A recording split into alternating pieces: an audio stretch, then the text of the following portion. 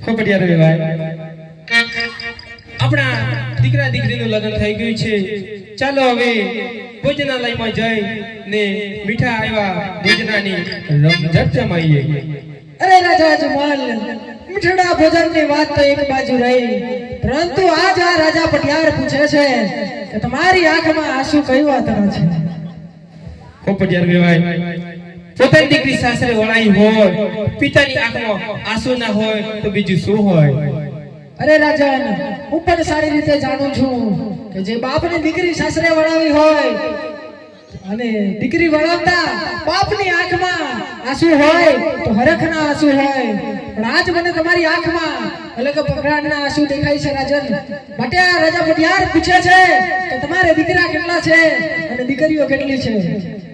ખોપડિયા રે ભાઈ દીકરા દીકરીની વાત કરતા હોય તો મારે લાસા લક્ષ્મી અને સગુણા ત્રણ દીકરી છે મારે પુત્ર નથી અરે ખમેશ રાજન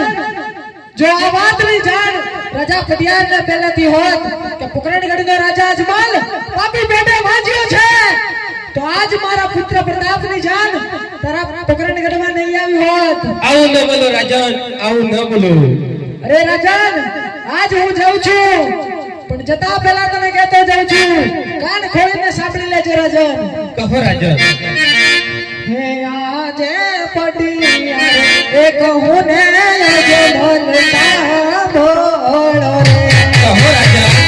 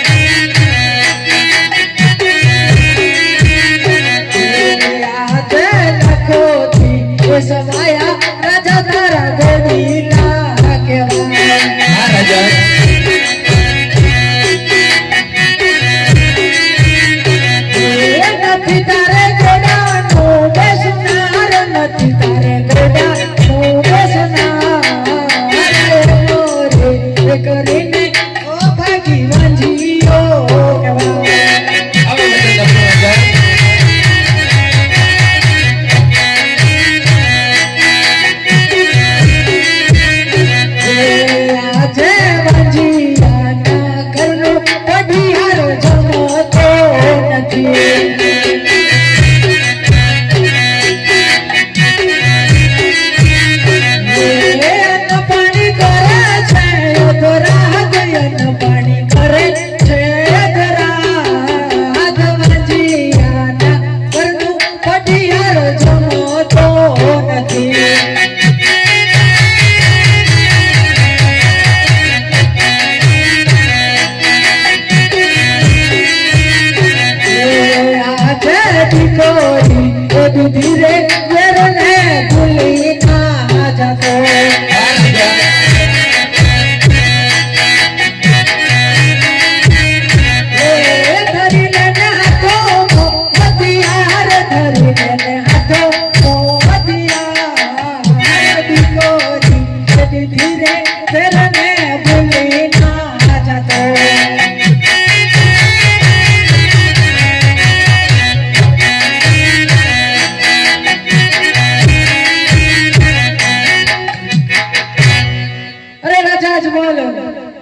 જ્યાં સુધી તારા આગળ પુત્રનું પારણું ના બંધાય ત્યાં સુધી મારા પિંગલગઢ તો શું પણ પિંગલગઢના ઝાડવા જોવાનું માંડી વાળજે અને જો વેર ને એવું હોય તો આવજે મારા પિંગલગઢમાં. રાજા પડિયાર, તમે પણ જાતા જાતા સાંભળી લો, મારે ઘેર પુત્રનું પારણું બંધાશે તો તે દિવસે હું તમારા પિંગલગઢની અંદર આવીશ. એની પહેલા તમારા પિંગલગઢની અંદર માગું તો શું પણ પગ પણ ન મૂકીશ નહીં. અરે રાજન, જો તારા આગળ પુત્રનું પારણું બંધાય તો સારું છે અને જો પુત્રનું પારણું ના બંધાય તો આવી જજો વેર લેવા. જય મા ભવાની. આજ મેં નમ્યો નથી અને તારી આગળ નમશે પણ નહીં.